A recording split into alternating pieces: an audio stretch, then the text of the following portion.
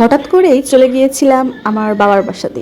তো বাসায় যাবার পর যেহেতু শীতকাল চলছে, তো আম্মুকে বললাম যে আম্মু, আমার একটু হাঁসের মাংস খেতে ইচ্ছে করতেছে।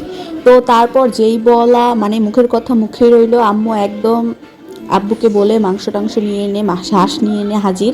তারপর আম্মু চট করে হাঁসের মাংস রান্না করে দিল, মেয়ে বলেছে বলে কথা। এরপর ছিল আমাদের খামারের মাছ, তো মাছগুলো ভাজা ভাজা মাছের সাথে বেরেস্তা, পেঁয়াজ বেরেস্তার কম্বিনেশনটা জাস্ট দুর্দান্ত ছিল একদম।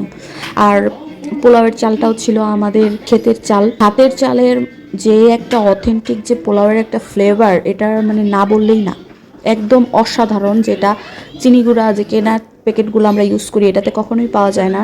এরপর আম্মু আসলে হাঁসের মাংসটা প্রেসার কুকারে রান্না করেছিল, যার কারণে হাঁসের মাংসগুলো ভাই এত এত সফট হয়েছে, যাদের দাঁত নাই তারাও সুন্দর চেটেপুটে খেয়ে ফেলতে পারবে। এত মজা হয়েছিল যেটা আসলে আমার তো ইচ্ছে করতেছে আপনাদেরকে খাওয়াই। দেখুন জাস্ট একদম মিলিয়ে যাচ্ছে, মুখে দেবার সাথে সাথেই গলে যাচ্ছিল। এটা যাবত জাস্ট ভিডিওতেই শুনতাম, কিন্তু আসলেই একদম অসাধারণ হয়েছিল। থ্যাংকস ফর ওয়াচিং এন্ড আসসালামু আলাইকুম এভরিওয়ান।